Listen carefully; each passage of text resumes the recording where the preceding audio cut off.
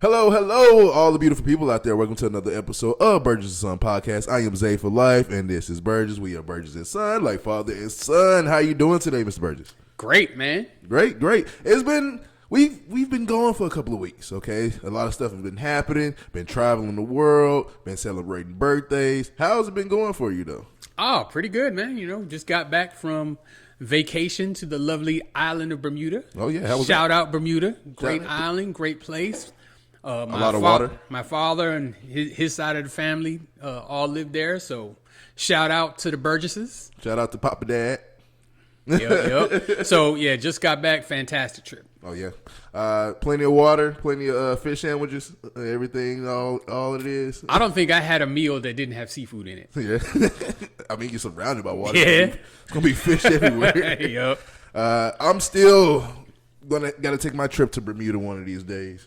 So I got to see the beautiful island. So I can't wait to do that. But glad to have you back, and I'm glad that we are doing another episode. We're gonna start off today, which I'm gonna start off with something that I know you really don't like to do. One thing about Mr. Burgess right here, he does not really watch the NBA until February. Okay, no, he don't like hearing about it. I'd be trying to tell you, like, no, don't even say nothing. But it's a lot going on for it to be the first week of NBA that I just had to say something about it.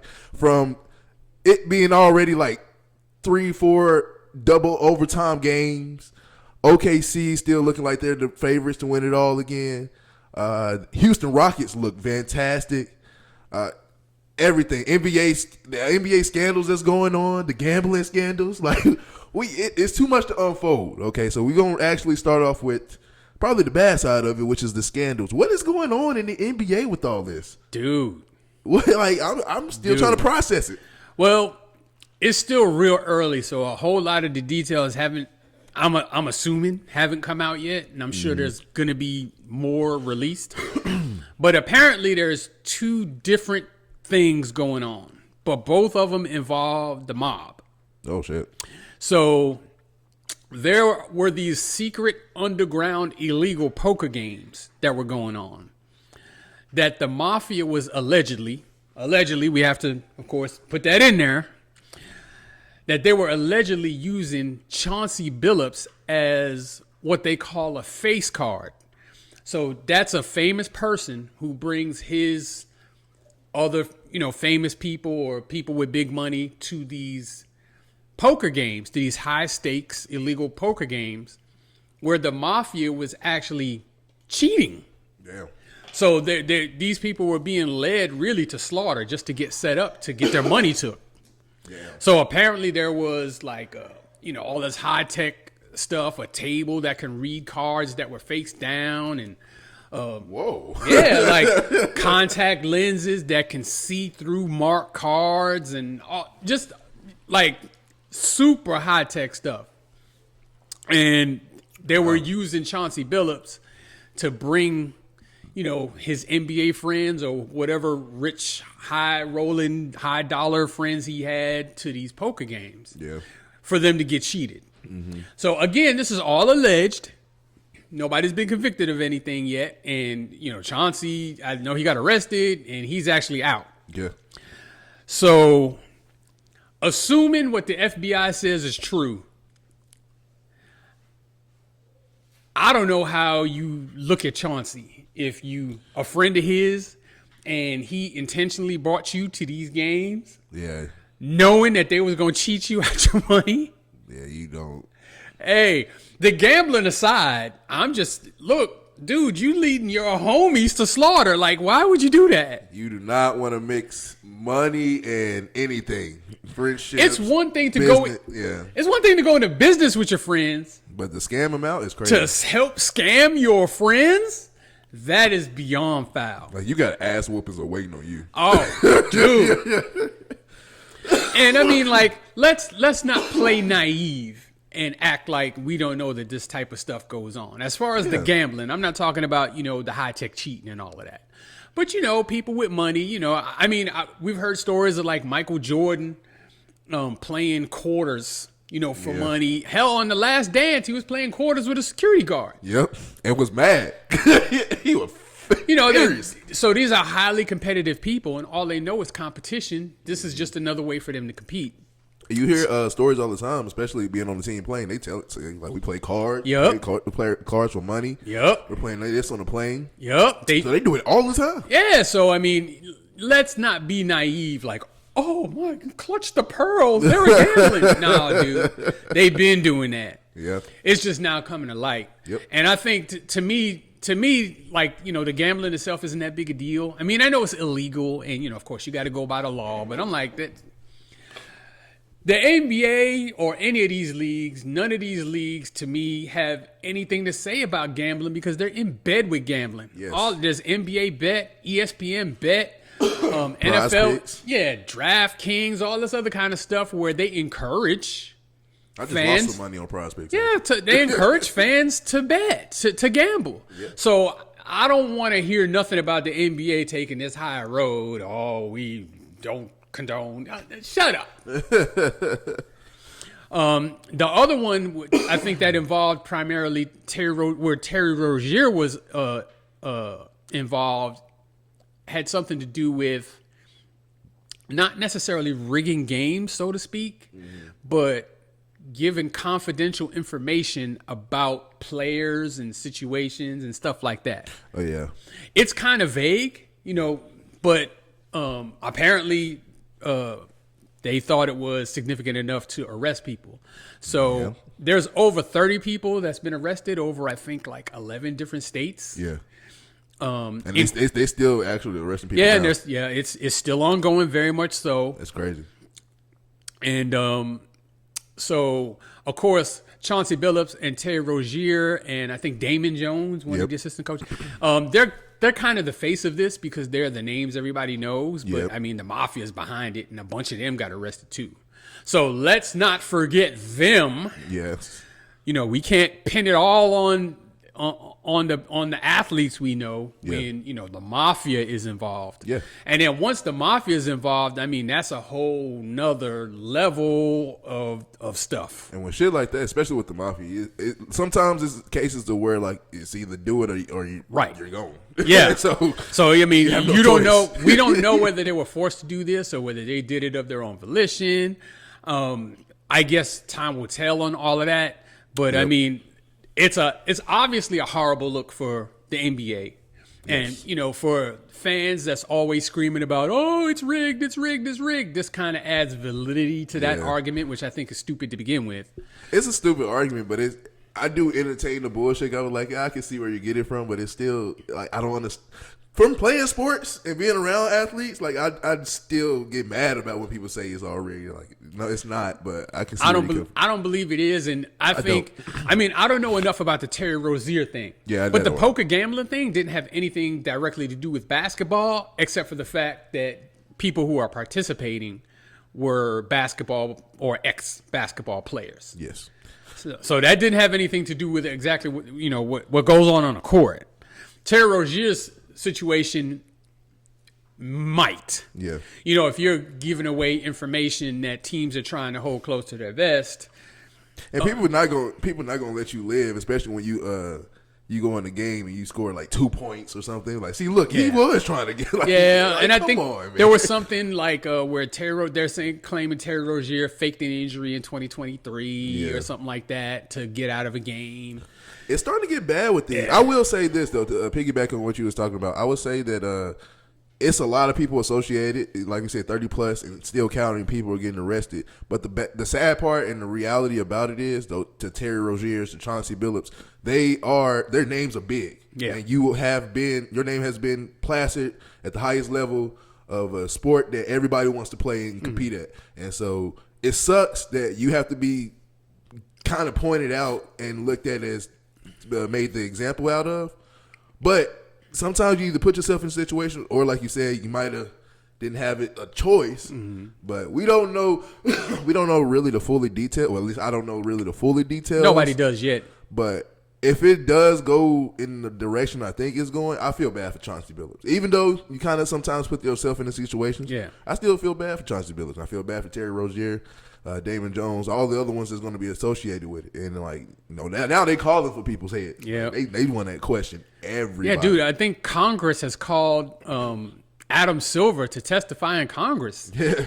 So I mean, it's getting big. Yeah, it's serious, dude. That's serious business. Yeah, so you got to go under oath in front of them people, man. Man, I want to know what is his thought process right now, because you're already an NBA commissioner. The season just started. Mm-hmm. Like, you have to deal with this and what's going on, all the rules and injuries that happens throughout the season. You got to deal with that. Now you're dealing with this. Man, I know he's he ain't got no hair, but he's losing hair right now. Yeah, if he had any eyebrows, they'd be falling out too. Man, be hella gray. Before we move on, I would say, it's been a good week, opening week of basketball. Like I said, a couple of overtime games. Everybody is screaming for Houston to get a point guard, which they definitely do need for the playoffs. So if Fred VanVleet is not able to come back, I say by the trade deadline, they need to get a point guard for the playoffs. But I'm not worried about a point guard right now. Rockets look like they're ready. They look like they can go to the Western Conference Finals.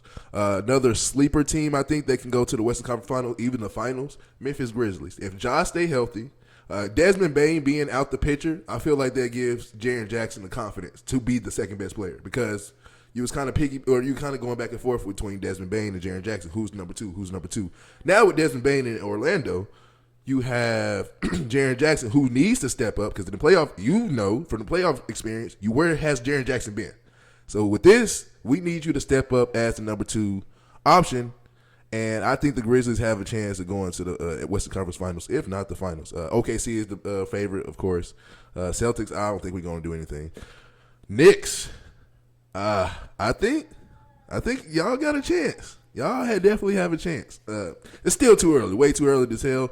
Next week, I guess we can. I haven't did mine yet, but do our predictions for the NBA. We get that on next week. But crazy ass week 1 for NBA. I literally just got off of work, and I'm getting the kids ready. I went upstairs to get the kids. I woke them up, bring them downstairs. As soon as I'm getting ready to help them brush their teeth and wash their face, I look on my phone, and the first thing I see is Coach Chauncey Billups is arrested and questioned by FBI. I'm like, what the hell? And then literally 2 minutes later, Terry Rozier. So it's been a crazy week 1 for NBA. But we are still in the mix of football, and football is up and away. We are getting close to November. December are going to be your nitty-gritty times for football. This is when playoff football needs to start happening. You got to start playing your playoff football, get ready for the playoffs in both college and in the pros. But before we get to the playing side, we're going to go to the coaching side. It has been, since you've been gone, we have had a lot of coaching fires in both collegiate and professional level. Thank God the Callahan is gone. Whew, Jesus. One firing that you actually called the last episode we had, you actually said it, and what was crazy, the next week they lost again to Northwestern. Yeah, and he got fired, which is James Franklin from Penn State. He got fired. Billy Napier got fired. I think it's another firing that's about to happen soon, if I'm not mistaken. I think there was another one that did happen. I just can't remember who it is. Yeah, I say they starting to tumble. Yeah. But let me get your thoughts on that one. First of all, let's talk about James Franklin. You actually pretty called it, said if they lose another game or they're going to fire him. I don't like the firing, but I get to that in a minute. But I want you to start off with that one. I understand the firing. I do. I don't like it because it was mid-season, and just me personally, unless it's unless there's scandal going on, you know what I'm saying? Exactly. Maybe your team's bad, but I'm talking about something aside from the sport. I think you let the coach finish the season and then fire him, but that's just my opinion. But in this case, they lost to Northwestern, and they fired him the next day. Yes. And did not let him live. Look, it's hard to defend his record. Yes. It really is. I mean, against top 10 ranked teams, he's awful. Big games, terrible. So, every time they get in one of these games, they lose. And a lot of the times they don't even have a good showing. So I kind of understand. And then I know about, they lost that game to UCLA, which that was terrible. Mm-hmm. And then they come back and lose to Northwestern. Yep. I mean, I don't know where if it was me, if I was the AD, I'd be like, he's going to finish the season, but this will be his last season, with Penn, as the Penn State coach. But they pulled the trigger immediately. So, again, I understand why they did it, and I feel bad for him. Yes. Because when he inherited Penn State was god-awful. God-awful. Like, they were terrible. Mm-hmm. And, now they're back into national prominence, even though, they keep falling short of being true contenders. Yeah. He had, turned the program around, and they were getting recruits. They were getting good players. I said, look at the players he sent to the league. Yeah. So, I wasn't at all shocked. No. I wasn't shocked, but I was kind of like, I wasn't shocked, but I was kind of like a little bit like, what the hell? Like, it's weird how. What blew my mind is they gave him $50 million to go away. Dude. How about somebody giving you $50 million to not do something? I'll tell you what, there's a whole lot of things I won't do for $50 million. You know what I'm saying? There's a long list of stuff I won't do if you're going to give me $50 million. Where do you sign up for this? $50 million. I don't even have to do that anymore. If I'm James Franklin, I'm not 100% sure how the contracts work and, if he still wants to coach. Yeah. But there's nothing keeping him from getting another job. Yeah. They basically bought out his contract, I believe. Yeah. The remainder of his contract, or it was fully guaranteed, so they had to pay out the whole thing. And he can go coach elsewhere. Yeah. If he wanted to. I think I think it's a thing in his contract. Well, when they kind of basically paid him off to go, that he has to find another job before the season starts in order for him to get all this money. I don't think that would be a problem. I mean, no, it's not. He'll be able to get a job somewhere. Yeah. Now, will he be able to get, one of these top tier jobs? Like now that Billy Napier has been fired in Florida, there's rumors about him possibly going there. And I don't know how good of a fit that really is. Even though, he came from Vanderbilt and, is familiar with the SEC and all of that good stuff. I don't know if that's a good place for him to go. Billy Napier had been on the hot seat for years. Yeah, I mean, it seemed like every year they were talking about, is he going to make it through the season? And then he'll win a crazy game. Like when they beat Texas. And you're like, what the fuck? Well, there's talent on that team. All the time. I mean, it's just like with Penn State, like they have the players. So what's the issue? It's the conference year. I mean, that's part of it, but especially now you added from the Big Ten, you added Oregon and you added UCLA. Oh yeah, it's harder. It's harder to win these conferences now with the amount of teams because there's 18 teams in the Big Ten. I think there's 18 teams in the SEC. Yeah, Big Ten. It's hard. Big 18 now. Yeah. So I mean, I understand it's difficult. Well, Billy Napier just had a mediocre record like the whole time he was there. Yeah, so that one kind of makes some sense. Yeah, he was just. I don't understand how he wasn't fired before him. Yeah, and like there's talent there, and you just don't really, with it being in SEC and in NIL and transfer portal and the whole college football landscape has changed so much. Yep. That, a lot of these traditional powerhouses like Penn State, like Florida, that have these lofty expectations all the time, there's competition now. Mm-hmm. Look at Vanderbilt. You do. Look at Missouri. Yeah, look at Indiana. Mm-hmm. Like, you get these teams that are, like, coming out of nowhere because, And Indiana just beat Oregon not too long ago. Yeah, so it's like... Yeah, the landscape is, it's level now because, the talent is more evenly spread out. That really makes it harder to win. And you can tell who was pissed off with it being level like this because, Like you said, Vanderbilt, Mizzou, them. I think they're playing today, and both of those teams gave Alabama a run for their money. When it used to be, Alabama was just it was a slam steamroll. dunk. Yeah. So it's like it's fun. In my opinion, it's fun. But yeah, going back to the firing them, to the firings of the coaches, I just don't like James Franklin one because it's like at this point, like I get it, like you said, I get it, but at the same time, that kind of stresses every other coach out of like, well, I can't have a bad season. Like all the good seasons he's put for Penn State, all the players he's sent to the league, and he's brought the recruits the amount of recruits that already decommitted from Penn State after he got fired, it speaks volume to who he was. And saying that you can't have a bad season is crazy. And after he turned your program around from nobody really wanted to be here, nobody wanted to watch, to now it's a top program in the NCAA. I was going to say, I think he took over after that Joe Paterno scandal, but he didn't because Bill O'Brien was the coach before that. But yeah, that program was absolutely in the toilet. Yes. And he pulled it out. But it could be a situation where he's just not the guy to take them to the promised land like that. Like if I want to use an example like Mark Jackson with the Warriors, he made them a really good playoff contending team, but he couldn't get them out of the second round or whatever it was. Steve Kerr comes in and they win championship after championship. Yeah. So maybe, I know that's their hope. I don't know if that should be their expectation because I don't know who you're going to get that's better. Yeah. And, there was the rumor talking about the Indiana coach, that they were going to try to get the Indiana coach. And then Indiana stepped up and gave him a big extension, so he ain't going nowhere. So I don't know who you're going to get. And you can't really get, as Penn State, you really can't go to like a Texas and get Steve Sarkisian. I'm in the SEC.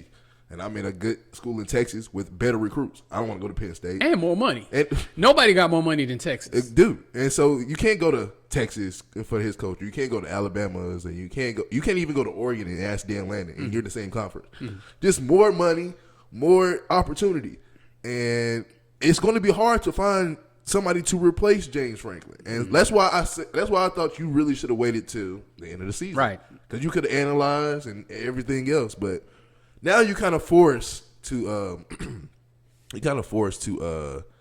just look and probably just pick somebody. I don't know how that's going to play out.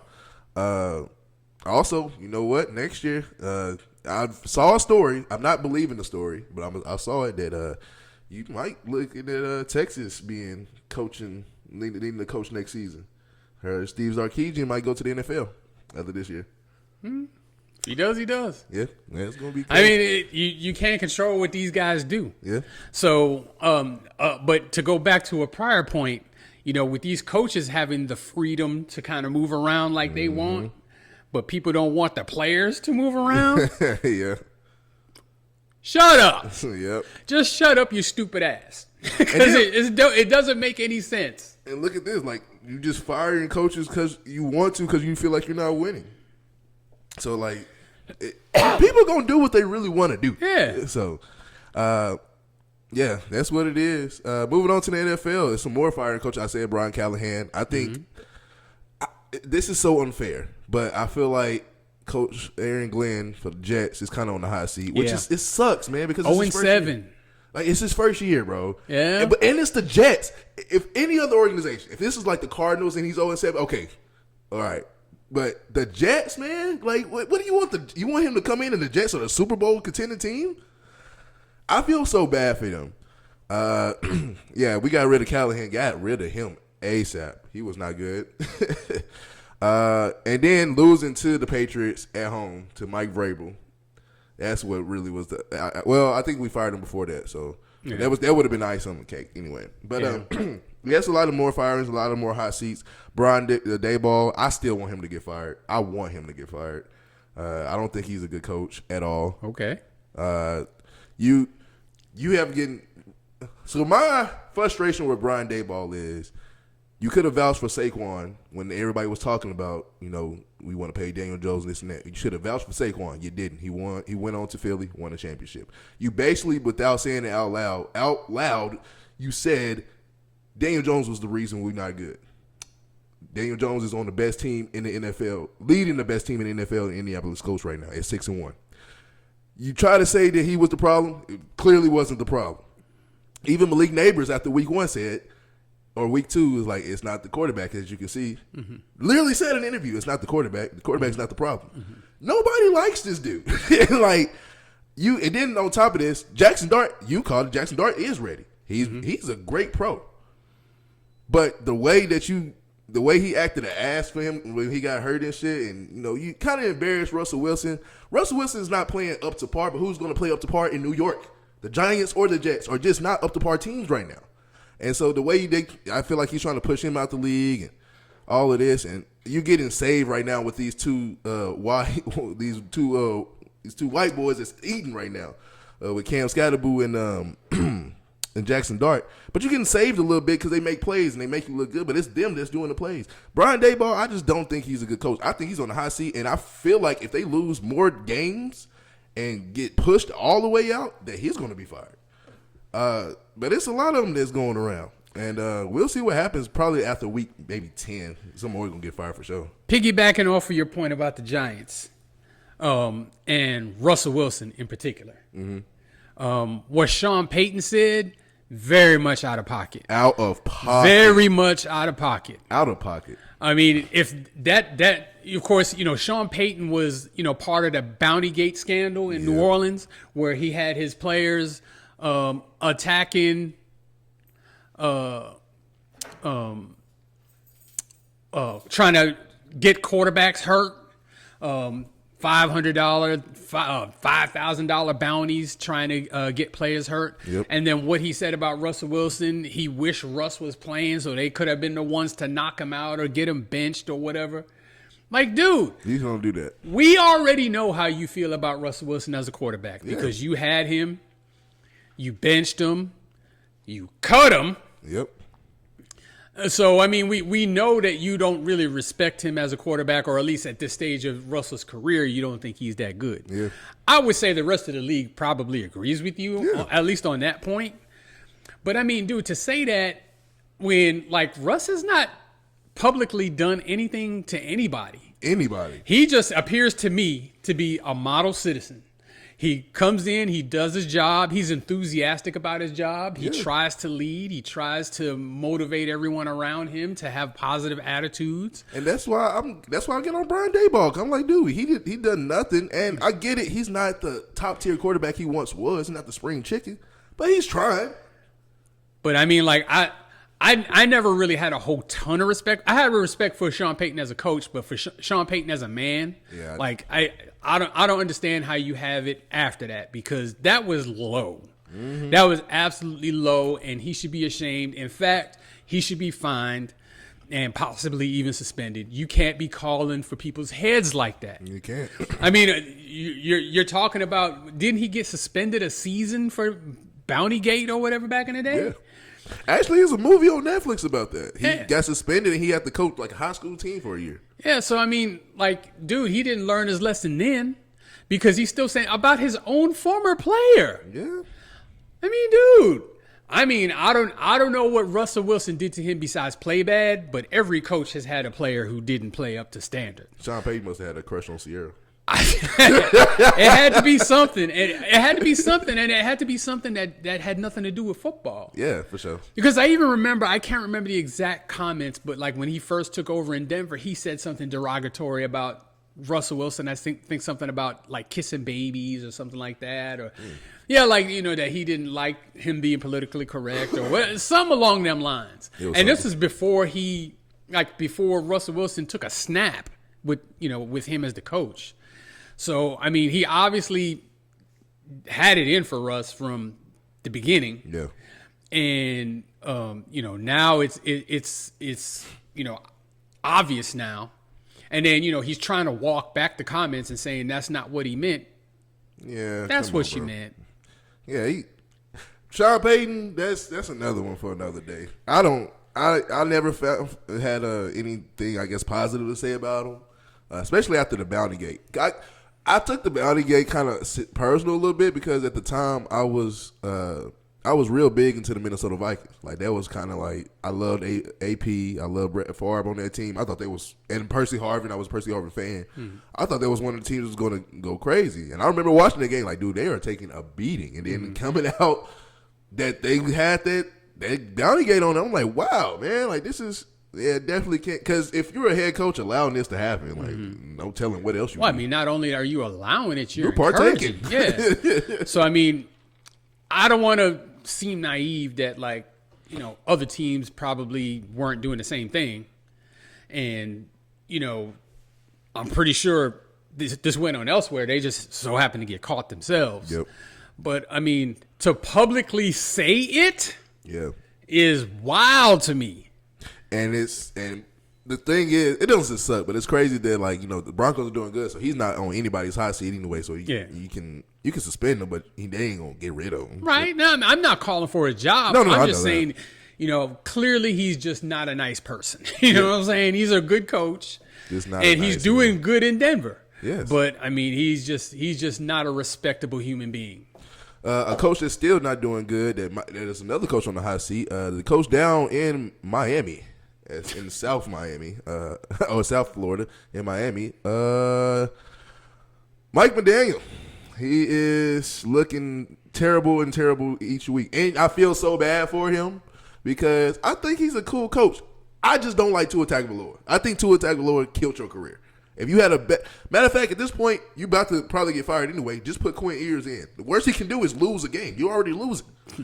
So I feel bad for him a little bit. I think he's still a good coach. He just needs some better talent to showcase. But yeah, he's definitely on the hot seat. If he don't get fired, I'm surprised. But they probably gonna fire him at the end of the season for sure. Yeah, I think the season is too far gone for them.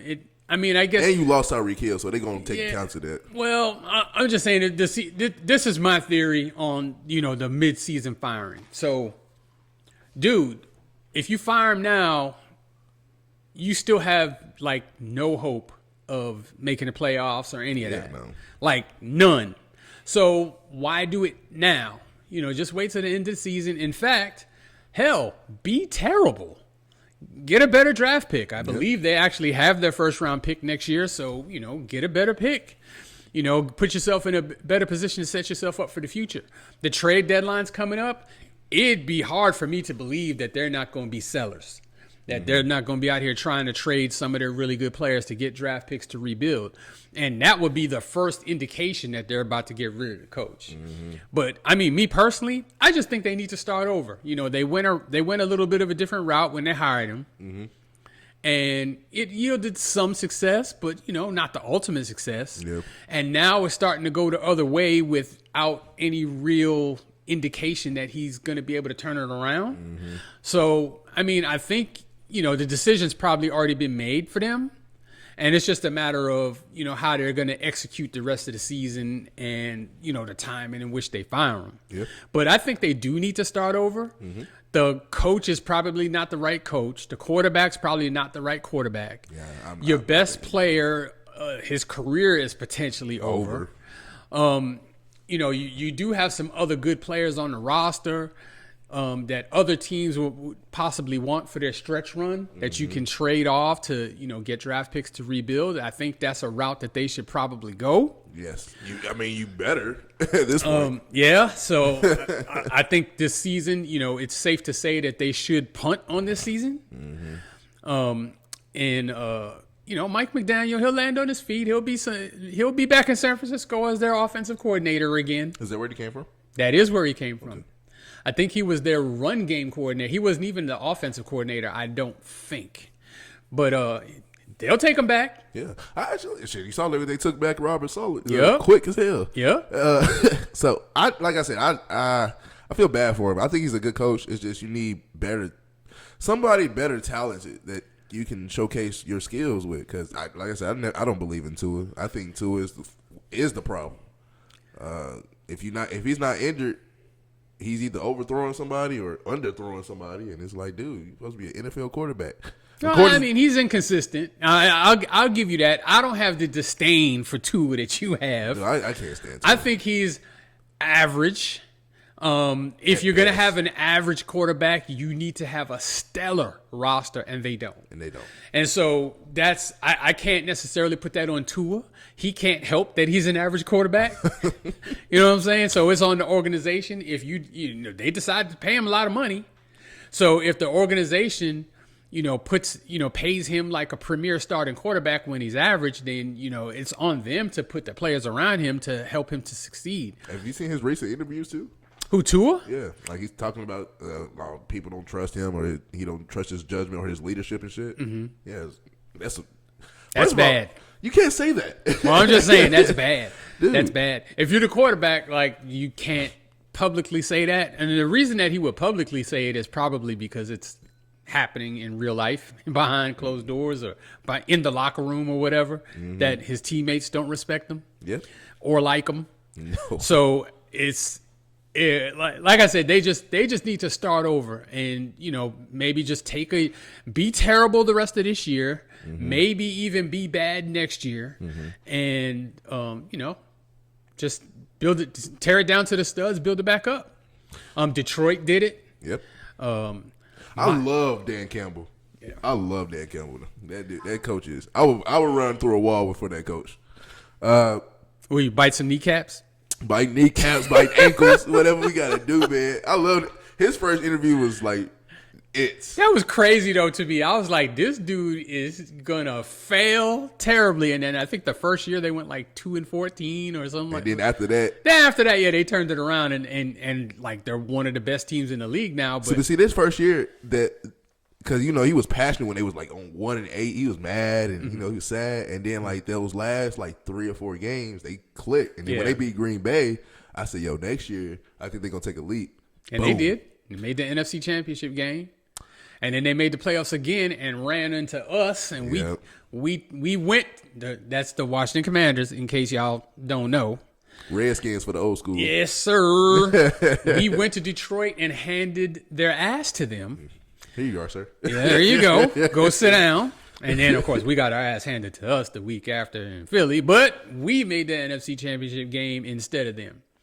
But, I mean, speaking of the Commanders, that's another team that, kind of tore it down somewhat to the studs. New coach, new organization, new owner, new everything. And now, well, they had some success last year. It's not going at nearly as well this year. There's still some hope. But I think people put too high of expectations, which was rightfully so because you did get to the NFC Championship game and you added pieces. So you're like, oh, you should definitely go to the Super Bowl. Yeah. But it's sometimes like, yo, every year is different. Yeah, that's true. So like, and you got to remember, Jaden Daniels still only a second-year quarterback. Yeah, I mean that's why I'm not overly concerned. Like first, we're 3-4, so it's not a god awful record where we can't come back and make the playoffs. Yeah. But with Jaden out, that kind of concerns me because I definitely don't have the faith in Mariota that I have in Jaden Daniels. Yeah. We are getting back Scary Terry and Debo. So that, 2 really good pieces to help out Mariota. The bad news is we're in Kansas City, and it seems like they've figured themselves out now. I feel like, bro, why does it like Kansas City always get the home games on these important games? Well, people have been hollering rigged for a long time, so especially when it comes to the Chiefs, they're definitely hollering rigged. Definitely. I was just telling Arisha the other day, I was just like, I said, you know what? Remember when we first kind of was dating this shit and you used to talk shit to my best friend Antonio for being a Patriots fan? I was like, how does it feel? Like, you're definitely a Patriots fan. Like, you're going through what the Patriots fans went through years ago. Before we move on, we actually are filming on a Saturday, so exciting. We actually get to call games for the NFL tomorrow. Okay, we're going to call a few games before we move on to the best segment in the world. My sources are telling me that, actually my Yahoo Fantasy app is telling me. Hey, it's a reliable source. It's a reliable source, especially with the quarterback that I have. Lamar Jackson should be back, and he's playing against the Bears in Baltimore. Chicago travels to Baltimore to play them on a noon game. Who do we have winning that game, Bears or Ravens? With Lamar back. With Lamar back, I'll go with the Ravens. But, I mean, the Bears can win that game. Yeah. Bears are they're not bad. We should have beat them. Yeah. But, that's neither here nor there. They're not. They're playing the Ravens this week. Yeah, the Ravens. They need to do a win streak, and I think it's the perfect time to start it. So I think, I got Ravens actually taking that game versus the Bears. A good game that's going to happen that I don't know how that's going to play out though. But the first game, the Giants was put belt to ass to the Eagles, but the rematch is happening tomorrow at noon. Giants travel to Philly to play the Eagles. How you think that game is going to play out? Well, you know what? The first time I picked Philly to blow them the hell out. And the opposite happened. And I was dead wrong. Yep. But I'm doubling down. Yeah. I'm doubling down. Philly again. Philly again? Big. Okay. At home. At home? I think that's what's going to happen. I think they're going to be they had a good game last week. And I think they're kind of pissed off still from losing like that to the Giants. And they're probably going to put belt to ass on the Giants. So, yeah, I'm with you. I got Philly probably destroying the Giants and possibly getting rid of Brian Daboll. I don't think they'll fire him. No, they're not. A good game that's going to be a good game, but I feel like nobody's going to really talk about that much. I know you don't care about it. Cowboys travel to Denver to play the Broncos. I do care about it. Because you want the Cowboys to lose. Because I'm very much invested in watching the Cowboys lose. Yeah. So I do care. Now this is going to be a game with I know your ears going to be bleeding when I say this. Probably the best offense in the NFL versus the best defense, and best offense being the Cowboys versus the best defense in the Broncos. That's fair. Yeah. So. I can't argue against it after what they did to my Commanders last week. Dude. Even though I was laying on a beach when it happened. Playing in the sand and in the water. So he was soaking up the sun. Yeah, so I saw none of it.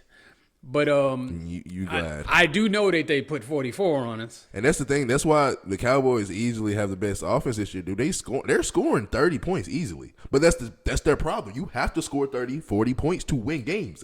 And you're still scoring. I think versus the Panthers still scored like 34 points or 33 points and still lost. It's like, wow. And so, yeah, it's going to be best offense versus best defense in Denver. That's going to be tough. In Denver, I got to go with Denver. But honestly, I wouldn't be shocked if the Cowboys won that game. And pull it out. I really wouldn't be shocked. As I mean, what they do have is they have two elite wide receivers. Mm-hmm. George Pickens, I thought before the season started, I thought that was a terrible move. He's balling. And he's playing great. And then, while CD was out, he really over. stepped up. And then CD's back now. And even Denver, I don't know how you cover those two. Yeah. And you got the best corner in the NFL. And I'm still asking myself, how are they going to stop that wide receiver set? Yeah. Their only hope is, of course, they've had a great pass rush all season, is that they have to get to Dak. Yes, you have to. Because Dak, another one, playing at an elite MVP type level. Yeah, when he's fully healthy, he's locked in. He's a great quarterback. Yeah, and I'll tell you this: and no shade to Aaron Rodgers or Kenny Pickett or none of them boys, but when you can get a great quarterback like that, that's great for George Pickens to bring out. Look at what's going on. We've known that he can do this, but you haven't had the quarterback to give you the ball in the right spots. Now you do, and so yeah, I'm big on George Pickens actually to the cow. I wasn't big when it happened. I don't think this is gonna work. Yeah, but I thought he was gonna tear their locker room apart. To be honest, I did too. Yeah, but it looks like they are just the best trio with him, CD, and that. The running back too. I thought that was a stupid move. Javonte Williams, that dude is leading the NFL in rushing just about. I mean, he's revamped himself. Yeah, I'm like. Hey, as much as we all make fun of Jerry Jones, he does make some good moves every once in a while. So he's making a good case this year. Those two are really good moves. I'll give him credit. Yeah, I still hate him though. Fuck you, Jerry Jones. You still hate him, but still love him for doing the right moves, like giving Michael away. And not winning and all of that kind of stuff. Love him for that. You said you got the Broncos. I'm gonna go Cowboys. Actually, I got Cowboys actually going into Denver. And still in the game in Denver. Shout out to my homie Jamie. He's been a Denver fan for all his life down there in Colorado. Don't stress yourself out tomorrow if y'all do lose.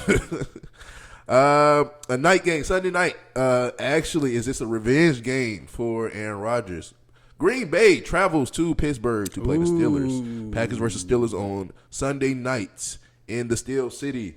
Who do we have for that game? Okay, so before I give my pick, I've been having a really bad run lately with some of my predictions. A really bad run. Okay, before the season, I said that Aaron Rodgers was going to be terrible for the Steelers. And they are what, like 5-2 or? And he's playing great. They're playing awesome. So again, I got to eat some crow about Aaron Rodgers because I just predicted that he would fall apart and that he was he would be terrible. It was the Jets. I'm telling you, the Jets. Well, they suck, man. Look, obviously, I was dead wrong about Aaron Rodgers. Clearly, he can still play. Clearly. And so, I thought that this would probably be his last hurrah. He'd have a horrible season and then he, limp away. He's playing great. And I mean, they probably still got another year. You can really look at the Steelers possibly being a Super Bowl contender. Yes. And I can't believe I'm saying this because before the season, I would have laughed in your face if you said that. Yep. And I mean, dude, they're in the upper echelon of the AFC right now. Clearly. And their division is. I'm about to say, it doesn't help when you have Joe Burrow, Lamar Jackson, and you don't know the quarterback situation in Cleveland. They're I'm just saying, the division is theirs to take now. And it's freaking week, 8, and it's theirs to take. But with this game, it's in Green Bay, right? Mm-hmm. No. It's in Pittsburgh. It's in Pittsburgh? But Christian, what was his name? Christian, the receiver that was out for a minute. Watson? Yeah, he's back. He's back? Mm-hmm. I don't think that makes much of a difference. Green Bay never had a problem at wide receiver, even without him. Mm-hmm. Your boy is doing numbers up there right now. Yeah. Mm-hmm. This is actually a hard one. Yeah. Look, I was so wrong about Aaron Rodgers before the season. I'm going to have to throw him a solid here. He going to get revenge on them Packers this game. Think so? Yeah. You got Steelers winning that game in Sunday night. Yeah, that's a tough one. I said at the beginning of the season I had Ravens and Packers in the Super Bowl. Still for the Packers, I still have a chance. Ravens is slipping down, but still have a chance. But you know what? I'm gonna go with the home team. I'm gonna go with you. I think Steelers can actually pull out this game versus Green Bay. I think Micah Parsons is about to have a field day, though. I think he's going to try to get to Aaron Rodgers as many times as possible. Mm-hmm. That atmosphere in Pittsburgh is just. First of all, even when I used to go and look at Titans games and we play Pittsburgh, and you see the amount of fucking terrible towels in the stand, dude, they travel in packs.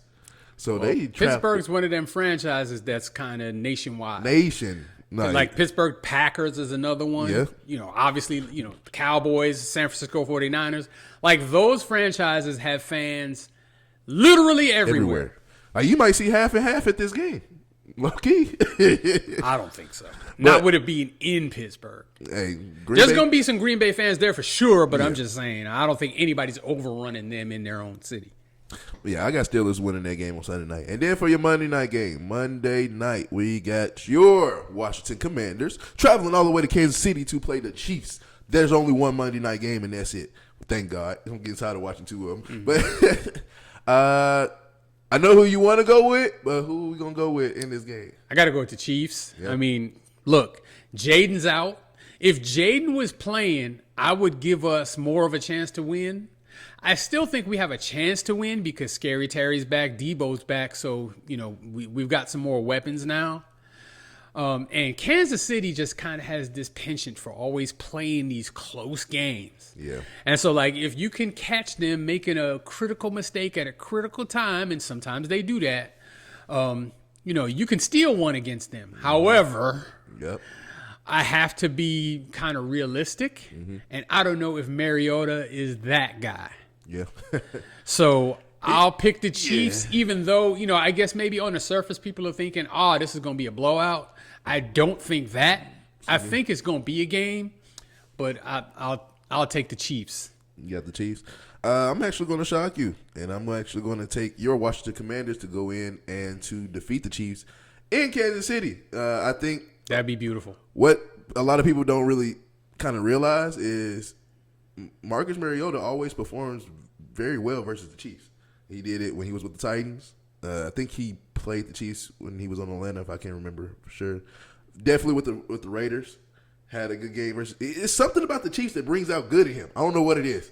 So, when you got the receivers back, I'm going to go shocker. Shocker of the week is going to be Commanders going into Kansas City and beating the Kansas City Chiefs. And this game really don't matter, but we're going to talk about it because it's only one game. Next week, week 9, starts off with Thursday Night Football. Ravens travel to Miami, and we know who is probably winning that game. Yeah, I'll pick the Ravens. So we're just gonna talk about it. Ravens. By then, the Miami Dolphins may be down to the studs after the trade deadline. I think is Tuesday. Yeah. So they may have traded a couple of players away, a couple of key guys by then. So you might be looking at a shorthanded Miami Dolphins team versus the Ravens, which I think Ravens are going to go and win that game for sure. All right, y'all know what time it is. Time for the best segment in the world. Soon to be known to the world's best segment in the world, Way Back Wonders. If you are new here, Way Back Wonders, one of the OG, tell the young buck stories about past athletes that I might have never heard about, or I was just too young to understand. But now that I'm older, we got a couple more weeks to that dirty 30, baby. I understand now. Who's our Way Back Wonder? All right, so today's Way Back Wonder is actually a history lesson for you because I know you've never heard of this guy. Okay. And he is actually key to everything that you're seeing now. Okay. He is a baseball player, and his name is Curt Flood. Curt Flood. Curt Flood. My old heads, people my age, they know exactly who this man is and how important he is to sports as a whole. Oh, so they over here like, oh, I'm tuned in now. Yeah, they know who Curt Flood is. All Curt right. Curt Flood is the reason why free agency exists Oh, okay, that's good. the way it is. Okay. So For all sports or just? yeah, for all sports.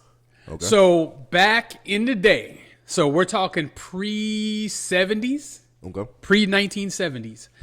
If a team drafted you in any sport, baseball, football, basketball, whatever, you were their property, period. Damn. So, you never got to choose a destination. Mm-hmm. You were drafted, you went there, you played. They signed you to a contract. When that contract expired, you were still their property. Wow. Okay. So you didn't have the freedom to go and negotiate with other teams and move around to other teams. Now, you may get traded or something like that, but I mean, you did not yourself get to choose. Wow. Okay. So Curt Flood was a really good outfielder for the St. Louis Cardinals for a long time. Okay. Several all-star appearances. I think he won at least one World Series with the Cardinals. A key piece to that World Series team as well. Yeah. So he got older, and generally speaking, even back then, once you get older, sometimes they might have a young guy coming up to replace him. They traded him to Philadelphia. They traded him to the Phillies. So he was in his mid to late 30s at the time. Okay. He had been in St. Louis his whole career. So wife there, kids there. Didn't want to leave Yeah, you got St. schools Louis, and everything. right? Yeah. So he got traded to Philly, and he pretty much refused to report. And so the trade, if I remember right, the trade ended up getting rescinded because he refused to go there. Yeah. So he ended up suing Major League Baseball. And there was something that was called the reserve clause. Now, I can't remember exactly what it was, but it's a clause that says that the team that you broke into the leagues with has the right to retain you, and that basically you don't have any freedom to move around. So if like the team refuses to sign you to a contract, then unless they release you, you don't have the ability to negotiate with another team. Basically, a team can choose to end your career really if they want it. Wow, at that time. You crazy. could not move around freely. That's nasty. So he challenged it in court, and it made it to the Supreme Court, and he actually lost the case. Okay. He did end up coming back to play baseball, but like, he, like I said, he was older. He wasn't the same player. He's bitter. Like it just didn't go good for him. But it opened the door for players later to continue to challenge to fight for free agency. Mm-hmm. And free agency actually, I think it was 1967 or 68, I want to say, when he originally sued Major League Baseball. And like sometime in the mid 70s is when free agency happened. Okay. So other players also took the initiative to challenge these rules. Mm-hmm. And they ended up winning in court later. So he actually himself did not get to benefit from it. Okay. But after that, other players, got to become free agents. And of course, free agency opened the door for players to get paid more. Mm-hmm. And, also to have the freedom to, choose where they wanted to go if their contracts were expired. Yeah. And so players like Reggie Jackson, who is the first one that comes to mind that was, kind of a free agent around that time. He actually left the Oakland A's and actually signed one of the first real big free agent contracts when he went to the Yankees. Okay. And then that opened the door for the Yankees to be big players in free agency. Mm-hmm. So the Yankees were, of course, they were always good, but they fell on hard times in the 70s. Mm-hmm. And, free agency helped them dig their way out because they were able to, get some, they had the money. So they paid the free agents. And, of course, it opened up the door for these astronomical salaries that you see now. Yeah. And so other sports started adopting the same thing. So, because it was a legal case, it provides precedents mm-hmm. for the other leagues to adopt, similar rules when it comes to free agency. Yeah. So you started seeing it in the NBA. You started seeing it in hockey. You obviously see it in baseball. Mm-hmm. If it was up to me, every NFL, NBA, every professional athlete at the highest levels, mm-hmm. Not minor leagues, but, at the highest levels, should have to pay like a 0.5% tax. And though that money should go to Curt Flood and his family. Now, of course, he's long passed away. Mm-hmm. But he sacrificed everything mm-hmm. for these athletes to be able to, enjoy free agency the way that it is now. Yeah. So if he never challenged it, then, LeBron's decision, mm-hmm. These players being empowered that the way that they are now doesn't happen. Mm-hmm. And the owners keep a thumb, on the players. Yeah, I mean, just like that. So, back then there were even after free agency started, there were collusion cases where the owners would get together and say, hey, we're never going to pay more than this amount. Yep. We're never going to pay more than this amount. Mm-hmm. In fact, Deion Sanders ended up on the Cowboys because of that, because the NFL owners got together and said that. And then Jerry Jones bucked it and said, nope, I'm giving Deion Sanders all the money he wants. And so, championship. Players like Deion Sanders, anybody who's ever signed a big free agent contract owes it to Curt Flood mm-hmm. and what he did. Now, again, this wasn't a popular stance. Yeah. So, even the fans were against him being able to, be a free agent. And, the fans were against, paying these players big money. I mean, even today, fans don't necessarily like that, these players make that money. Okay, I don't like it, but it's certain players that don't need the money. And I just feel like a lot of players get the wrong money. So that's why I hate it. But, yeah, I get what you mean. Here's why I stand. We are in a free market economy. Mm-hmm. It's the United States of America. Oh, yeah. So you are worth what someone is willing to pay. Period. Yes. End of story. Yeah. So if you're selling a house, it's only as much as worth what someone is willing to pay. You may think it's too much, but this guy may think the price is just right. Yeah. So, I mean, that's the owners have that opportunity You know what I'm saying? In their business outside of, even with their teams, to choose to pay or not pay, whatever it is, whether it's players or whether it's for an arena or whether it's for, amenities for the players and facilities, they have the option to spend as much money as they think is necessary. Oh, yeah, for sure. So the players, to me, the only leverage that they have is that they're players. It's the reason why we like sports. Nobody watches sports to watch the owners and coaches. Yeah. We all watch the sports for the players. The players should be appropriately consummated, commensurate with their actual value. Yes. And then players, they have some values can be. Well, I mean, but that's life. That's life. If you overpay, hey, we as generally as Americans, we overpay for things every day. It's magnified for whoever for them. Whoever overpaid for Michael Porter Jr. need to get fired. Well, I'm just saying. But it's not Michael Porter Jr.'s fault. Yeah, no. You know what I'm saying? Yeah. So, all of these free agent contracts, all of this freedom, all of this player empowerment, it really stems all of it from the stance that Curt Flood took that he actually himself never got to take advantage of.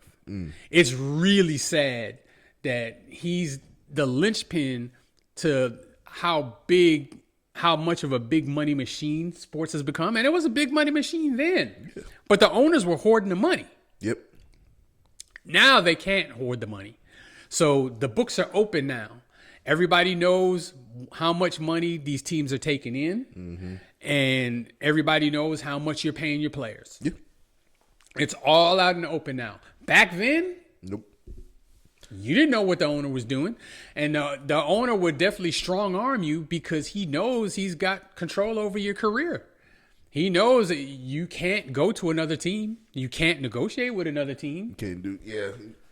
He knows it. They know it. They know so, what they're doing. they were equating it to slavery at the time.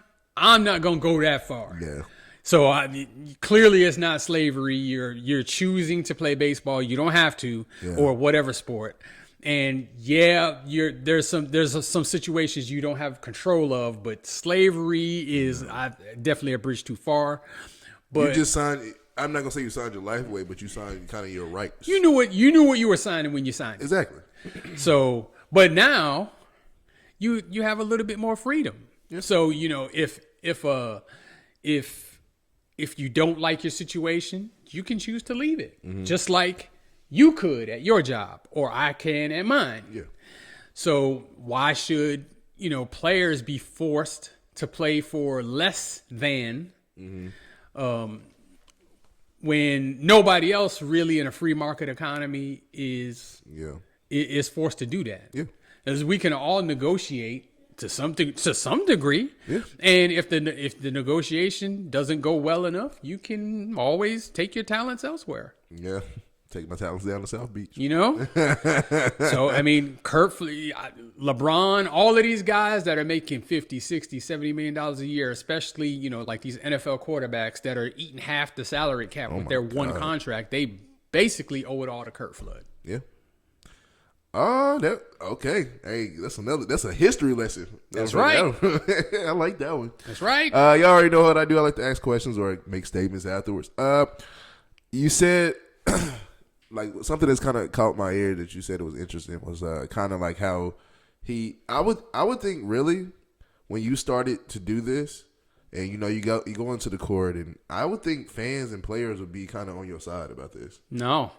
Like that kind of just like that kind of I heard that I was like, wow, like see the fans were definitely against it. The players you gotta remember the owners were like supreme. Yeah. So if you're a player and the system is the way it was at that time, you can't really speak out. Yeah. You know what I'm saying? So I mean, people don't really understand what he sacrificed when he took the route he took. Okay. Because, if let's say it's 1970 and you're making $200,000 a year, which, in today's money is like maybe, I don't know, penny. Well, I mean, I'm just saying, if you yeah. translate it, like maybe it's $4 or $5 million a year, and you're living quite comfortably. Mm-hmm. You know what I'm saying? Yep. And you speaking out jeopardizes that. Well, you're not gonna do it. Yeah. So he had, like support from maybe former players, but from active players, he couldn't really get that support because they're in that system. And they don't want to fuck up the money. Yeah, I mean, you don't want to hurt yourself. Yeah. Necessarily, supporting someone else, even though, especially if you don't believe that anything's going to change and it's not going to benefit you anyway. Yeah. And a lot of people, didn't believe that it would change. And, like I said, the fans were against it. I mean, look what happens now when, like LeBron does the decision. Everybody hated LeBron for that. Yeah. Why? He played out a full contract. Yep. He had the freedom to go wherever he wanted. And he chose somewhere else. Everybody was mad. And I mean, it's just because as fans, we sometimes we don't treat these athletes as human beings who have families and people around them that they love and care about and have their own life goals and that kind of thing. And they want to scream. Everybody wants to scream loyalty all the time. Yeah. Until they change their mind about Right. loyalty. Even back then, like I said, the teams were not loyal to the players. Never. They really were not. Yeah. They just had supreme control over them, and in such a way that that it looked like the player was being loyal. The player was not being loyal. The player was forced to be there. Forced to be there. So now even now if you're unhappy, you can go to your organization and ask to be traded or force a trade if you've got that kind of juice, like say AD did when he wanted to leave the Pelicans, or KD. Every time he's ever got traded, he forced it. Yeah. So all of this stems from Shit, he Curt Flood. was another one too that got hated when he joined the Warriors. Yeah, I mean, but that's because everybody, in the spirit of competitiveness, it kind of looked like a weak move. Like in a way, so did what LeBron did. But again, both of them were free, not under contract, So why can't and they? could do whatever they want. So why not? People just want to hate and be mad. I guarantee you, let the Warriors be in their teams, they wouldn't complain. Yeah. The people who were Warriors fans was definitely like, fuck, Nope. what? To this Hell day, yeah. to this day, they're not complaining. They're probably mad he chose to leave. Oh, God. Like, dude. But no, that was a good one. You know what? I've always kind of questioned like how free agency started, but I never really dabbled into it. But I'm glad I kind of found out. That's kind of cool. It's awesome. I appreciate that. All right, last segment of the day, we have List of the Week. List of the Week is when we take a topic out of a hat or we go to you, the fans, and we pick a topic for our top five. This week's top five list of the week is top five chokes of all time. Chokes in the sport of any sport, right?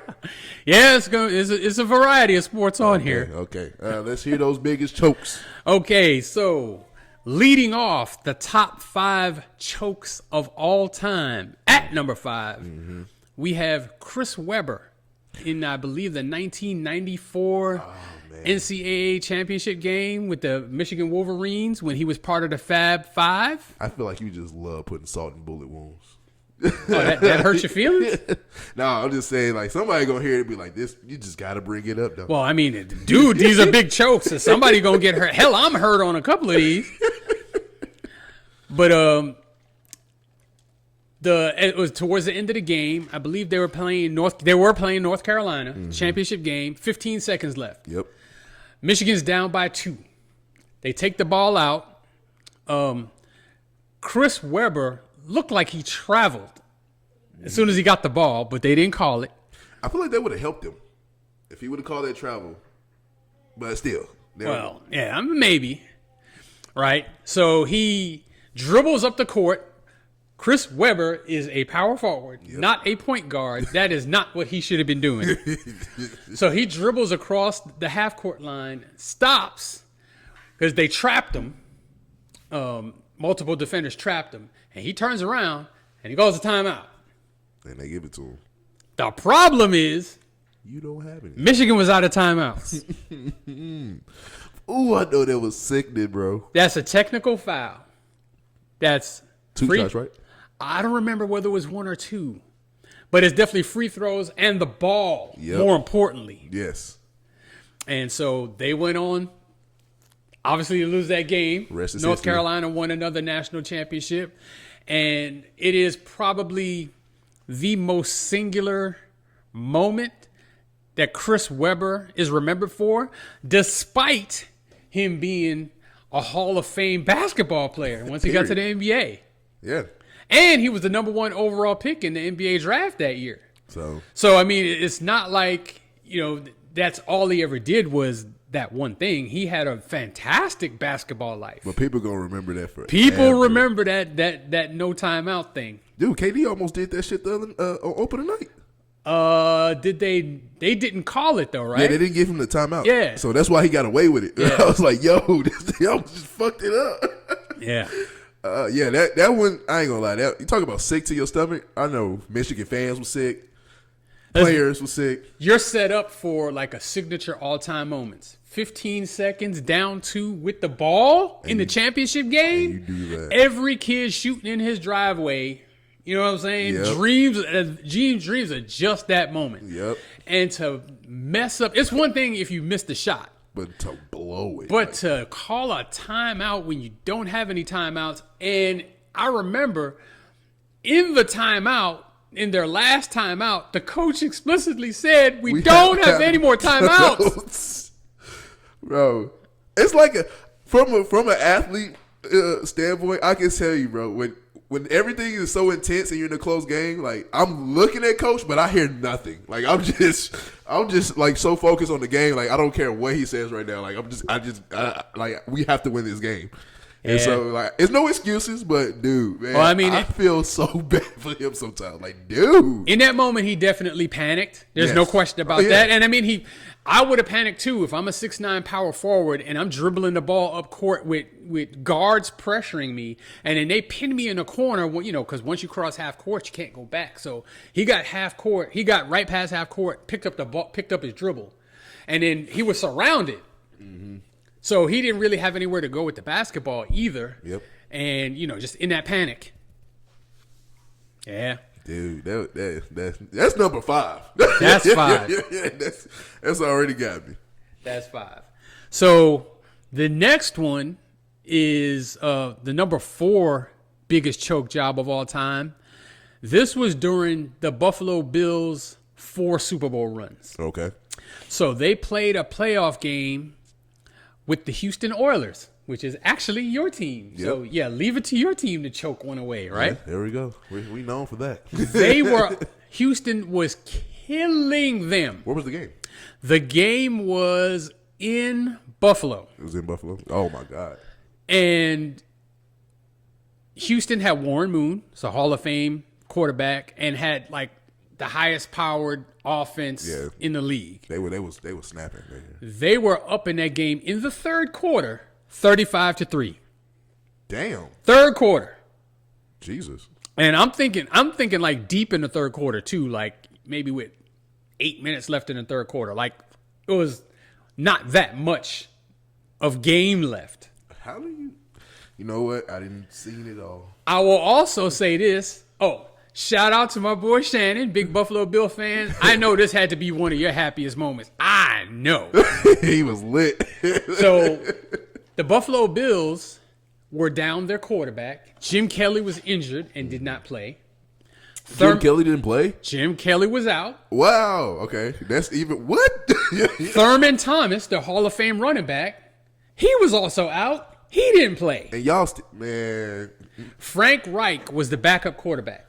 Leave it up to any Titans past, present, and future organization to do some bullshit. They lost that game 38-35. They didn't score a sink. They did not score again after that. Wow. And you allowed what is it? 30? Was it 35? Just start down 32 points. Oh my God. In the third quarter. You allowed 35 unanswered points that fast? Yep. And Frank Reich was shredding them. No way.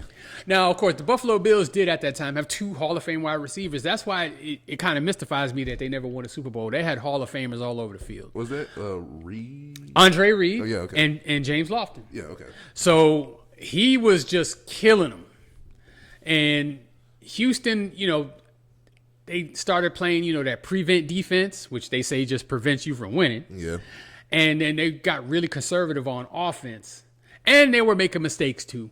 Once you get up big, sometimes you get lazy. Yeah, or you just get tight. And I think they just got tight. Yeah. But anyway, they absolutely blew that game. The Bills went on to another Super Bowl and lost another Super Bowl. Sorry, Shannon. But I bet that comeback was epic. Dude, it was. And this is the thing. I remember the game. I fell asleep. At the third quarter? Like at halftime. I felt like it was out of hand even at halftime.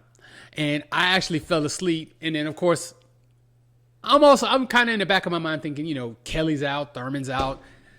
They're down whatever many points it was at the time. This game is over. Yeah, I didn't even fight to sleep. Mm-hmm. Man, I woke up and I think it was 35-31.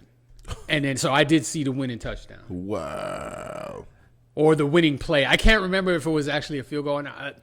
But no, because they already had 3, so it had to be a touchdown. So, I remember the game-winning touchdown. I woke up in time to see that, but the entirety of the comeback, I did not actually see it. That's crazy. I was snoring on my couch. I know it's somewhere on YouTube. I'm gonna watch that.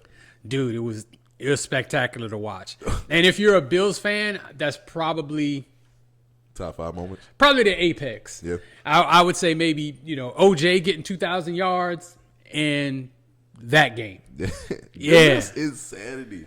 Yeah. You talk about choke job. I'm thinking 92, 93, something like that. Somewhere in that range. Yeah. Damn.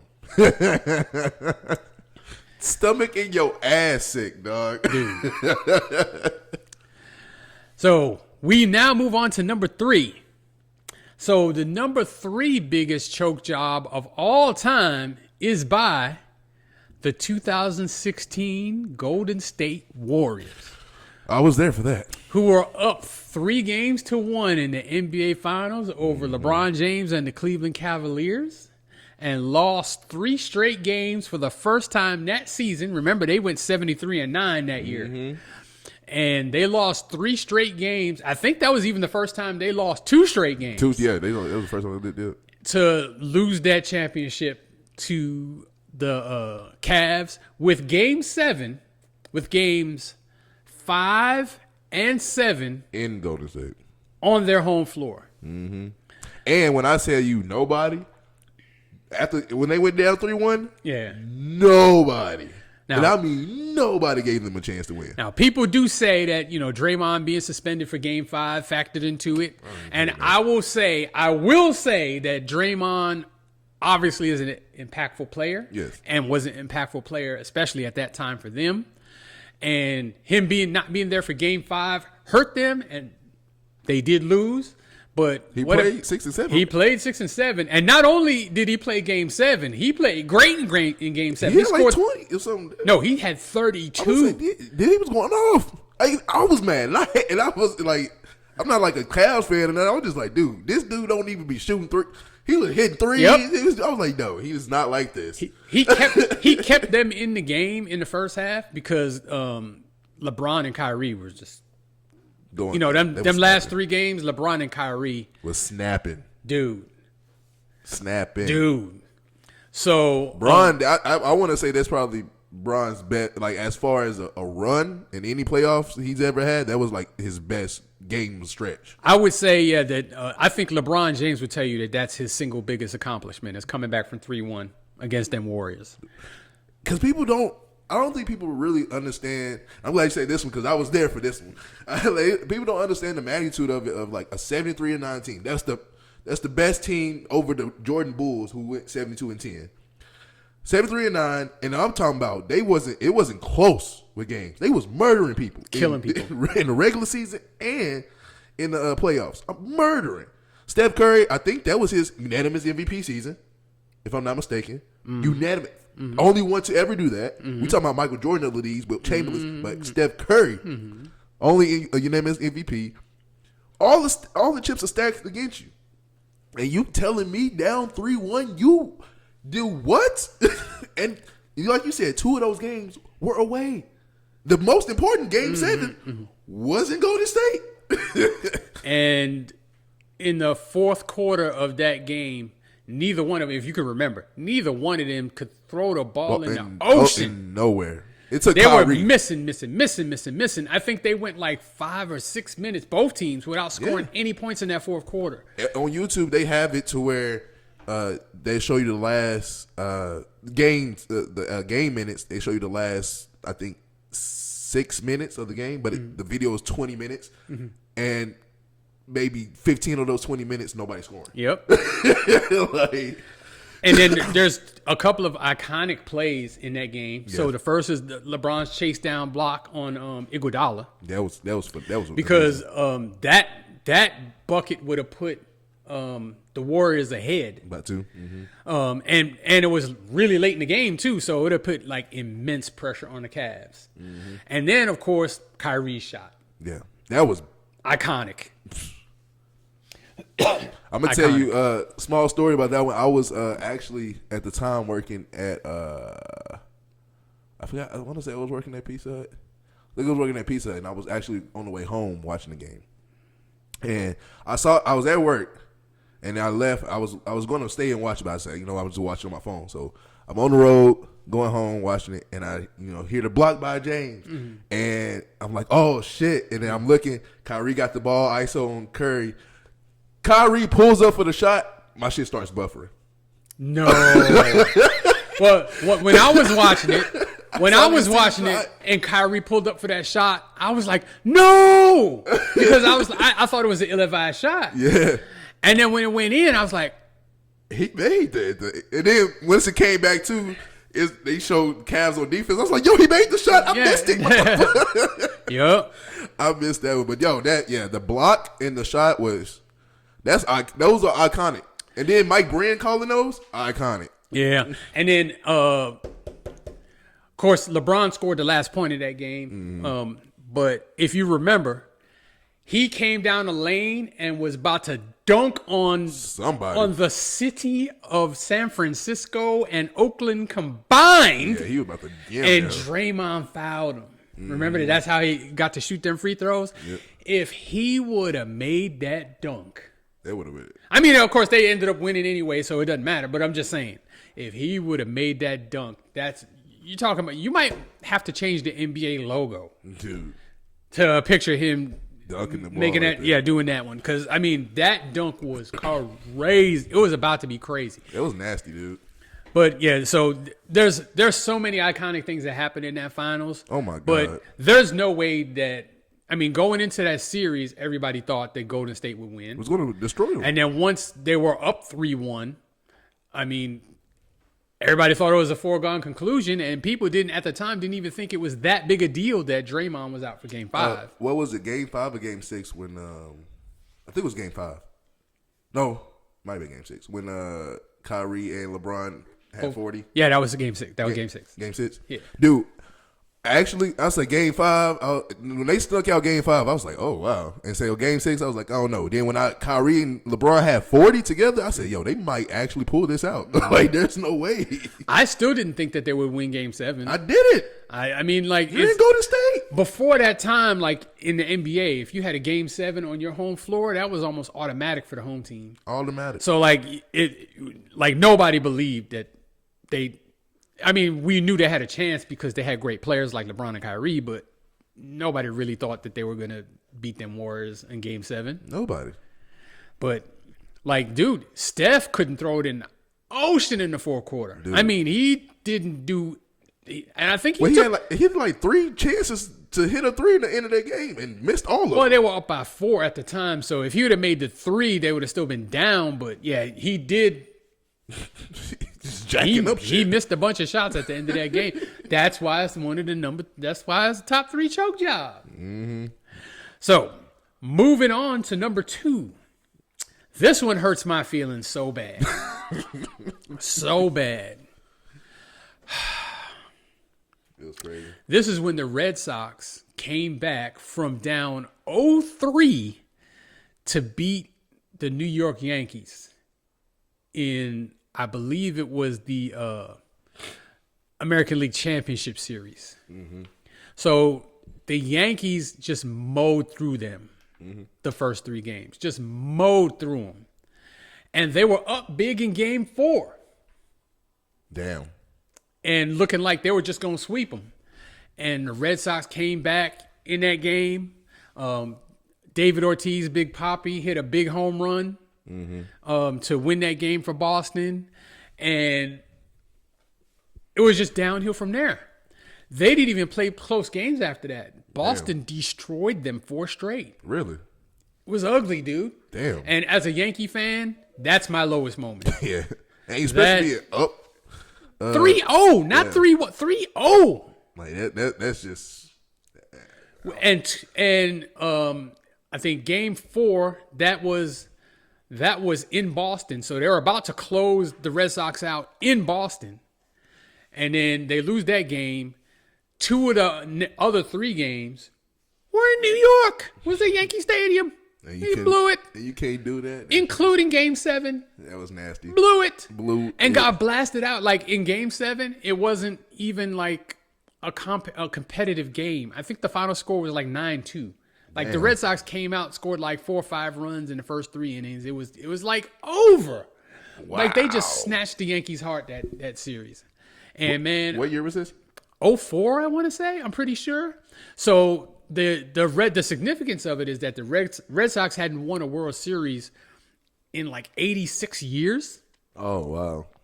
And so they at the time they called it the curse of the Bambino because they hadn't won a World Series since Babe Ruth was playing for the Red Sox. Oh my God!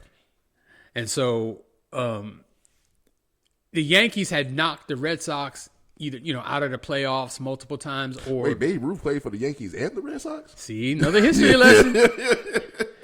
Babe Ruth actually played for the Red Sox first. Oh, okay. And the Red Sox traded him to the Yankees. Why would you do that? Because they were idiots. I think the owner at the time was cash strapped. Oh, okay. And he basically, I think they call it a trade, but at the time, like the Yankees bought his contract some kind of way, or cash was involved. Leave it up to the Yankees. Yeah. So, but yeah, Babe Ruth was, like Ohtani, do pitching and hitting. Ohtani is, oh my God.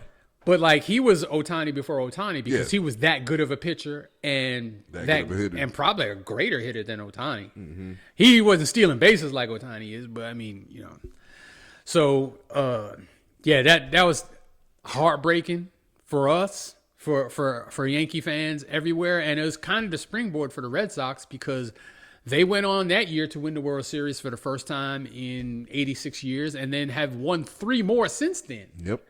So was Big Papi on that team? Yes. Okay, so you had Manny Ramirez and Big Papi. Yes. Okay. They had. Well, I mean, Boston's always really had. I was like, they had some more. But they had a great team that year too, and like, dude, we just choked. I mean, we had a great team too, but they didn't come through. They didn't have the gumption. I don't know what else to say. So, but yeah, that's the most heartbreaking for me. Mm-hmm. But it's not number 1. I think I know what number 1 is, but I'm gonna let you say it. I think everybody on planet Earth knows who number 1 is.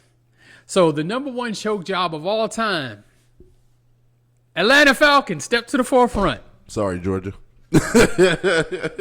If you say 28-3, they get PTSD like a motherfucker. Anywhere in the United States of America, everybody knows exactly what you're talking about. You don't have to say the sport.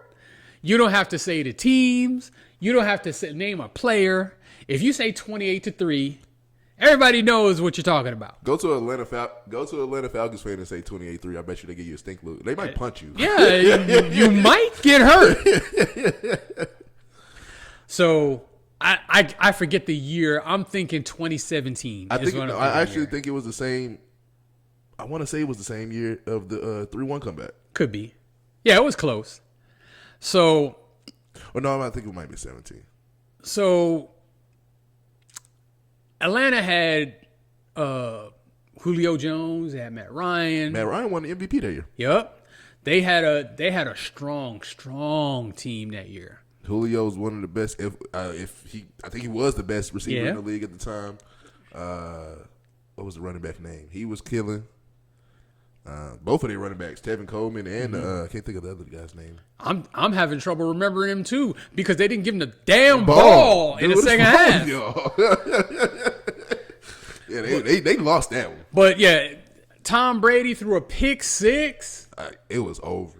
And like when he did that, it was 14-3, and he threw the pick six, made it 21-3 at halftime. I want to say, and I'm just thinking, I can't believe this is happening to the Patriots, dude. I was sitting there like, wow. Then they go up 28-3, and I'm just like, I know people in Atlanta was just partying.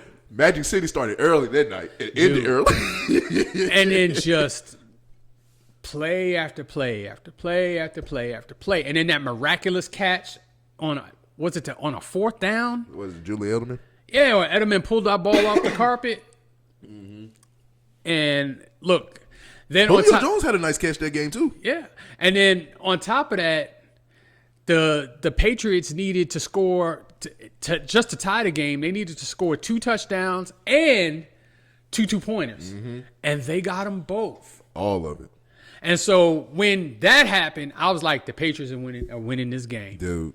I was like, you can't convince me they're not winning this game. And then in overtime, and back then the rule was still first team scores. So, there wasn't no opportunity for the Falcons to get the ball after the Patriots scored. So they scored that touchdown.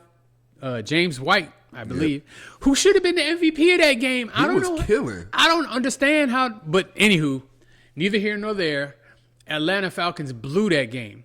And this is one of the reasons why I believe that Kyle Shanahan is overrated. Oh, wow. People give him so much credit for being this offensive guru, and you can't close out 28-3 in the third quarter? Your offense can't do enough to close that out? And think about his head coaching career in San Francisco. He can't close it out versus the Chiefs twice. I just think he's over now. Of course, he was not the head coach. The head coach is actually my head coach now, Dan Quinn. Oh yeah, no. But he still was calling offensive plays. But yeah, I mean, didn't throw the ball. And not throw. You didn't run the ball. And I know you're up 28-3, so you got to give the offense some credit for getting 28 points. But part of your job also is to milk the clock. And if I remember right, after they were up 28-3, they ran the ball like 6 times total. If that. Like after that. And I saw a recent thing with Julio Jones on there. I didn't even realize until he said it. He only got targeted 4 times. Yeah, he did not have a great Julio Super Bowl Jones game. only targeted 4 times in the Super Bowl? But I mean, they were up 28-3 without doing that. So I mean, it's once you're up 28-3, I mean, you can't go into prevent, which they did. And you have to work the clock some. You can't be trying to throw the ball all over the yard. They tried it. And they failed. Massively. And I don't know. You have to be, if you're an Atlanta Falcons fan, that has to be the sickest moment. Of course, not only of their life, but I think that's got to be the sickest moment of any fan's life. Any fan. And any fan anywhere. You already knew everybody was screaming rigged after that. But it wasn't rigged. Everybody was screaming that. Dude, like your offensive coordinator refused to run the ball in the second half with a 25-point lead. It was bad, bro. Now, I do to some degree understand you got to keep your foot on the gas some type of way. Yeah. So, but if you're going to continue to throw the ball, short, reliable completions so you can milk the clock. You have to take time off the clock. That's why I'm still surprised. Only 4 targets for Julio. Get him like 10-yard, 5-yard comebacks. Yeah, wide receiver screen. If you don't want to give the ball to your running back, I don't know if they didn't trust their running backs. I don't understand what it was. Ultimately, it's on the head coach, but I mean, I think his name was Freeman, their running back. It sounds familiar, right? it does. Was it Devontae Freeman? No, it wasn't. No, that's too recent. I don't remember who it was. But I'll tell you another funny story. This is another funny story about this one. I was actually it was 2017 because I was back in Tennessee for a second. So I was actually over Hunter, my best friend's crib. And Shout out Hunter. shout out to my homie Hunter. What's up? I was over his crib and we was watching Super Bowl. And so we play 2K all the time. But I was like, it's Super Bowl time, so we watching Super Bowl. When dude intercepted the ball and he's doing the little side step and he into the end zone, Hunter was like, yo, this shit is over. He's like, I'm about to go play 2K. And I was like, all right, bro, I'm just watching this. He's like, man, this shit is over. I was like, I'm just watching. So he playing 2K. He's in there for another hour and a half. He comes out. He's like, hey, man, what's the score? I said, yo, the Patriots got the ball and are about to win the game. He was like, what? I was like, yo, they're about to win the game. And I was like, yo, that's one of the best kind of moments I can say that I've seen. I was just like, I was sitting there and I was watching the game. Like, I was a Patriots fan. I was just sitting there like, damn, I can't really believe these niggas are getting dogged out right now. Like, I was shocked. And then when the comeback started to happen, I was like, no. When they got their last touchdown and was going to overtime, I was like, there's no way they're about. And they gave the ball. I was like, there's no way they're about to win this game. and people forget about this too. Gronk didn't play that game. Yep. Gronk did not play that game. I got a funny story too. So, me and your mom had just moved to Austin, and we were in our apartment, and we had actually had some guests at our place watching the game. One of those guests is your cousin, Orlando. Okay. Shout out Landy. Shout out Landy, who was a big Patriots fan. Okay, I didn't know that. I didn't either. She was there and she was cheering for them and getting mad when it got out of hand. And so, she lives in Houston, so she had driven all the way to Austin to hang with us. Mm-hmm. And she had to work the next day, so she, wanted to kind of leave as soon as possible. If it kind of showed itself, she wanted to leave. Mm-hmm. So halftime, she was ready to go.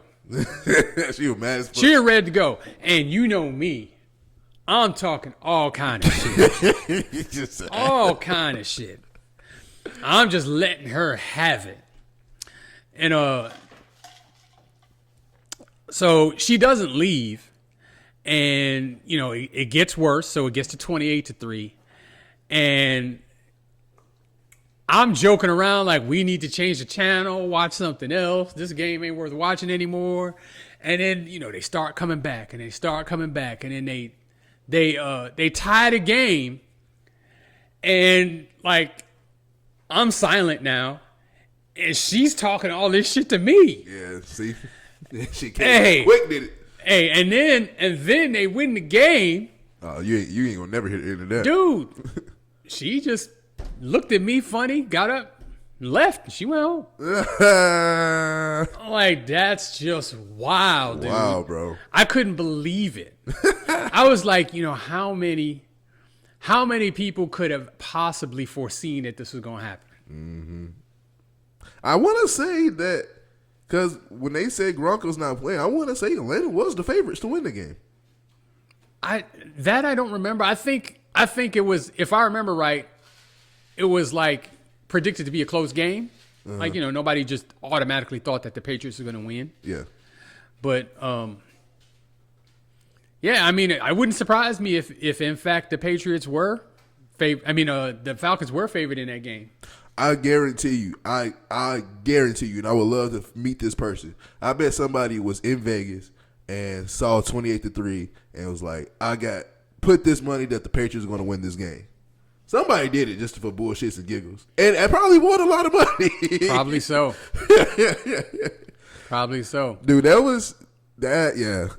How sick are you if before the game you bet on the Falcons? Oh my God. I would just love it. I would love to see that reaction. Like, you all have, you jumping around halftime 28-3, and then in the fourth quarter you just slowly see their face like, hold on, what the? They start being mad, start crying. Oh man, I would tell you now I ain't gonna lie, that got me on the edge right now, cause dude, that was, oh my God, all of those. Well, like a few of them I don't remember, but Especially at 28-3 one, that was phenomenal. That was iconic. Yeah. And then coming down from 3-1 for LeBron, that was iconic too. And isn't that crazy? Two GOATs, I guess, for this generation in their sports do iconic shit in the championship games. Like, yep. Like, and both of them could probably say that that's their biggest accomplishment. yes, for sure. That's their single biggest accomplishment. I think for Tom Brady, it kind of helps his case out a little bit more because, like I said, you didn't have Gronk. And Malcolm Mitchell, who is that? Like, he was dominating that game. They always had receivers you never heard of. Dude. I mean, seriously, they really did. Like, they just had, like, even James White, Danny Whitehead, like, yep. Like these, who? Exactly. And, dude, actually, I just saw a thing about, cause I talked my other best friend, Antonio, he's actually a Patriots fan. And so I remember talking to him during that game that time, but actually we were just recently talking about it, of how a story came out about Malcolm Mitchell, of how his rookie year, he was on that championship team, won the championship. The second year he kind of got hurt and he retired. I was like, we joke around like that. He said, I'm gonna just go to the league and win one championship, I'm gonna retire. He said, what are his rookie years? Said, fuck it. That's it. Dude, that was good. That was good. Thank you guys for joining us on another episode of Burgess and Son podcast. All right, we'll be back next week, right? Yeah, I'll be here. All right, we're gonna be back next week for another episode. We have to catch up on everything that was sports wise.